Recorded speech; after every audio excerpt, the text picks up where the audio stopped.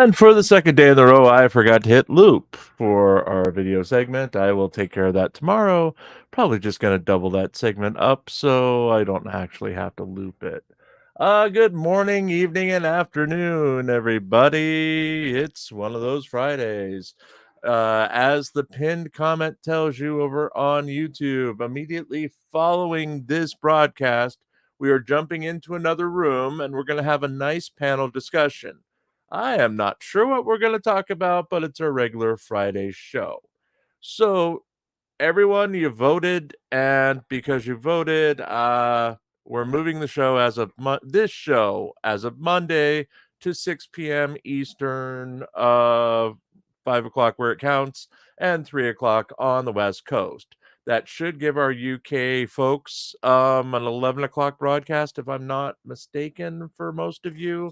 So you don't have to wait up all night if you want to join us live.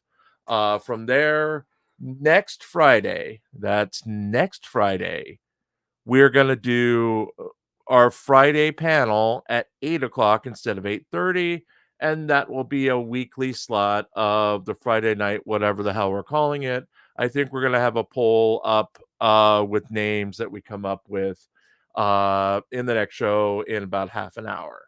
So we have a couple of news items that are not on the schedule. Number one, we have an op-ed that will be going out live tomorrow morning as part of the paper. No, I didn't write it. Someone else did, but it's our first op-ed. If you want, and it's written by Dax. If you want to write your own op-eds, send them over to James Canine, James Knine @gmail.com. If they're appropriate, I'll send them or I'll print them. If they're not, we'll work on it. But no bashing, no killing, no, if it's just to trash somebody, we're not going to print it. And finally, we had a Glenn serial sighting earlier. I think I put the links out, and we got him up to 90 viewers at one point until they saw it was Glenn.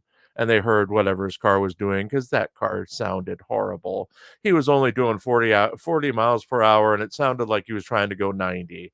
So if anyone, he privated the video, so I can't send you there. But oh my God, if you heard it, tell me what was wrong with that car because I don't know anything about that. So again, gonna do the news, gonna jump over the room that's in the pinned comment. So after that, we'll start at we're gonna start at 8:30, and we're gonna go an hour.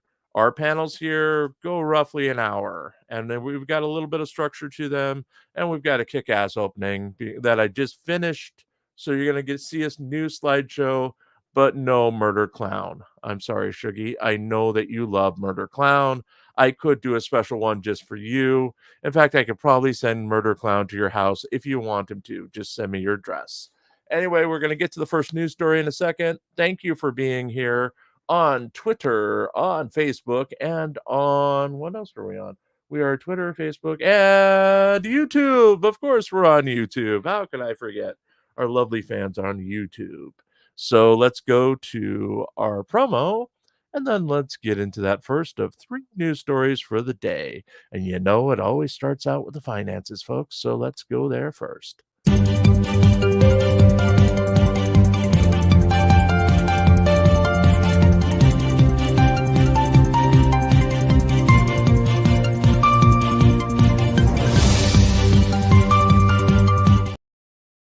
And if you spotted the cat, who is named Spot in that promo, you get the ability to sit in Hank's DeLorean and go back in time to see Shuggy in 1978. You get to do 3 things with Shuggy. You either make him buy a round of drinks for the bar, or punch him, or take his 1978 brand new Chrysler Cordova. It's one of the 3 or all of the 3, depending on your mood, because we can't be charged with anything because it's 1978. So get with Hank if you're a winner. If you spotted the cat in that video, and go back in time and make Shuggy's life interesting. That's right. We defy time and space here on Really Cool News. So our first story tonight is DirectD wins Thursday GoFundMe crown. Let's get into that. YouTuber DirectD kept a glimmer of hope alive for us on Thursday as his recent multi hour live streams resulted in a take of $15 on Thursday to take the daily funding crown. DirectD is a unique case. Born Christopher Ruff, he's an ex con who seems to fully understand the business of YouTube is controversy. His interactions with police, other than a rib on Christopher Denver Metro Audit's Cordova a couple months back that resulted in actual charges against DMA, essentially keep him out of trouble while feeding into his outlaw image. Most of his recent content on YouTube has seen Ruff sitting in a chair smoking, addressing his followers in updates to court cases stemming from last year, while someone else works diligently on restoring a building in the background. His viewing numbers are incredible for such static content. He draws and maintains 700 to 1,000 observed viewers per live stream, sometimes hitting the low 2000s, and maintains those numbers for up to 4 or 5 hours. Ruff's current funding campaign is seeking $100,000 to clear up cases in Arizona last year, which has seen him branded a low level fugitive in the state for essentially skipping court dates and being a pest.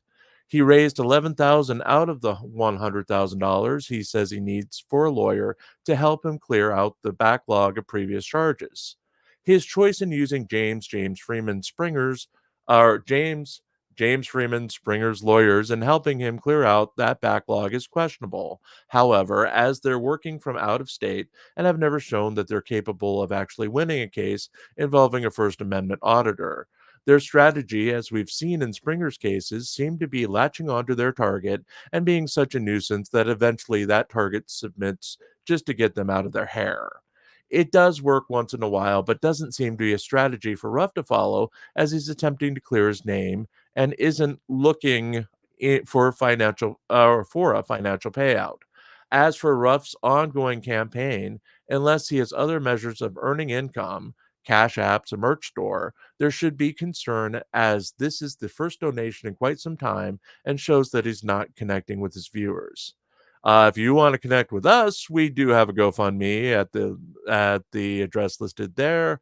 All proceeds going to keeping lights on, eating, and writing news stories to feature here on the Really Cool News YouTube channel and reallycoolsite.org. Let's get into number two tonight.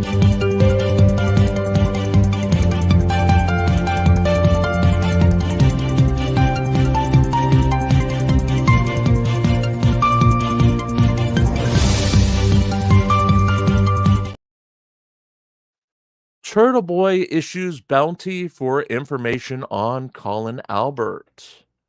That's right, we're not rid of Turtle Boy yet. Blogger, an unofficial propaganda minister for the Karen Reed camp, Aiden Turtleboy Kearney, Turtleboy, took to Twitter on Thursday to issue a $100 bounty for information on the name of anyone who has ever been in a fight with Karen Reed witness Colin Albert. Colin Albert, nephew to the murder scene homeowner Brian Albert, testified on Thursday that he had never been in an actual fight and that videos shown by the defense of him taunting and threatening another group of boys taken during his high school years did not result in an actual fight, but were merely bluster. The defense, of course, contends that Colin Albert is a part of a group that included Brian Albert and ATF agent Brian Higgins, who supposedly murdered victim John O'Keefe in the basement of Brian Albert's home while a party was going on upstairs, then dumped the body in the front yard of Albert's home to blame Karen Reed for their actions. As part of the cross examination on Thursday, they played two videos of Colin Albert taunting other boys as proof of his violent nature.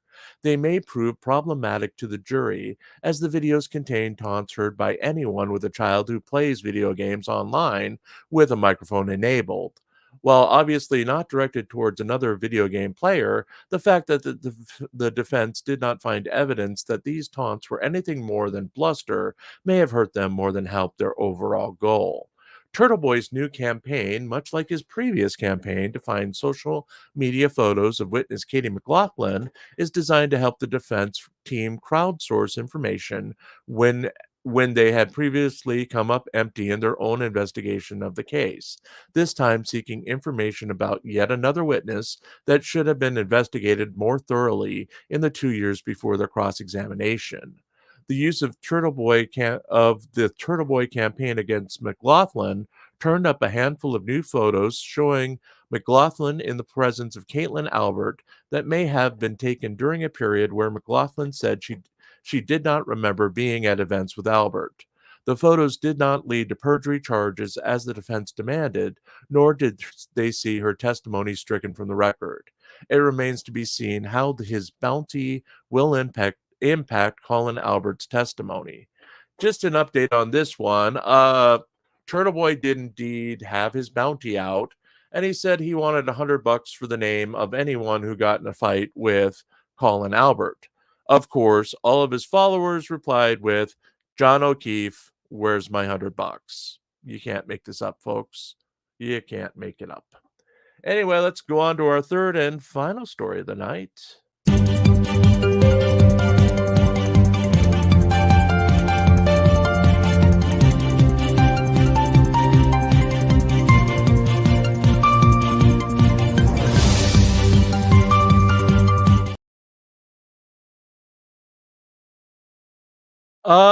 Sorry, I scrolled through the top here, and I don't want to know what Surrender Monkey wants to know about whatever that was. DeCastro demands mainstream media coverage. Jose Chile de Castro demanded his fans contact traditional mainstream media outlets such as CNN, Fox News, ABC, NBC, and CBS in his May 13th address to his fans in order to obtain coverage of his July 10th appeals hearing. De Castro is appealing his two consecutive misdemeanor convictions for 90 days each for interfering in a traffic stop and obstructing an officer, and has portrayed himself as a journalist illegally jailed for attempting to film the police. Despite both Justice of the Peace Ann Zimmerman and Las Vegas Metropolitan Police Officer Brandon Borks explaining to the YouTuber that he had every right to film and that he was arrested for interference, De Castro still contended that he was a political prisoner due to his reporting and questioned why the larger media outlets weren't covering his story. The YouTuber also announced that he has changed his diet since admitting indulging on snacks sent in gift baskets to him. He reported that he is now fasting for 3 days at a time and is having trouble processing food provided by the prison or the jail, sorry, jail, not prison, when he comes off his extensive fasts. In his shortened May 15th address, DeCastro reported progress on his constitutional law scholar board game and seemed positive about chances to get the product in quote unquote big box stores such as Walmart and Target. DeCastro recently expressed his continued devotion to the teachings of authors Ayn Rand, expressing that while he needed a dictionary to get through her book, Virtues of Selfishness, he had nothing but devotion and admiration for her teachings. Finally, De Castro announced that he had plans to address prisoner illiteracy rates, claiming that 30% of those jailed with him could not read or write. To combat prison illiteracy, he claimed he has planned to have a box that he could sell to prison systems that would educate the incarcerated with his teachings in order to elevate them as better people. The teachings would include basics such as math, science, and English language training. De Castro promised to start work on the project soon after he finishes his long delayed constitutional law scholar project. There have been no updates on the results of De Castro's Thursday's hearings. Well, we're going to stop that one right here. We do have updates on this one, which will be a full story tomorrow, but we'll give you the exclusive here. Yesterday, they had hearings in his California civil suit against Kate Peter, Team Skeptic, Daniel Clement, and Blue Bacon. Basically, the two motions that he had filed were denied, and a motion by Michael Parentini, aka Blue Bacon's lawyer, for sanctions of $10,000 were denied. However, the judge did grant sanctions in the amount of $4,500 to Parentini's lawyer. I believe De Castro has until July 15th to pay up. and that is on top of the $1,600 he already owes in sanctions. He is racking them up pretty quickly, and there's another sanctions hearing scheduled for next month. So this is one to stay tuned for, because by not appearing at these things, he seems to be getting himself in trouble, and it's not sure if it was his choice not to appear today or if he was unable to appear because he couldn't get on a Zoom call. We will update things when we have more on these stories. But for now, that's the news today. We'll be live in the link above in about 13 minutes. So please come on over and join our panel discussion. We'll be discussing a couple of these stories, including Turtle Boy being Turtle Boy and Jose de Castro. Could you see his board game in a Target? I don't know. That one's gonna kind of a crazy idea, but worse things have happened. So with that, folks, I'm gonna play the outgoing music. This one goes out to Mr. Shuggy, as it's his theme. Let's hit up the chats and let's get his music playing here. Again, see you in about 10 minutes on the other link for our Friday night S show is what they're calling it right now.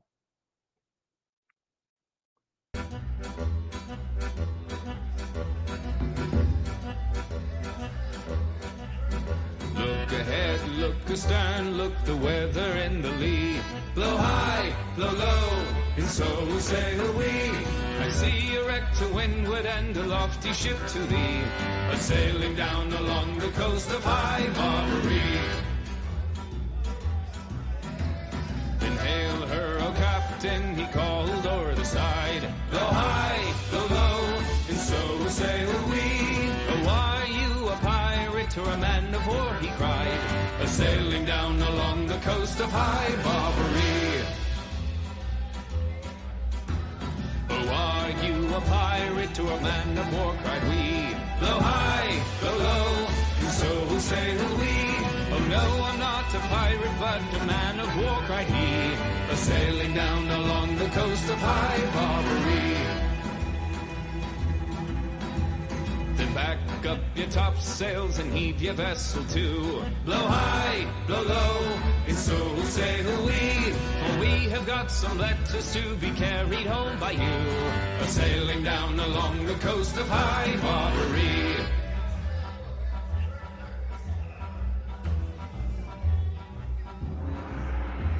For broadside, they fought all on the main.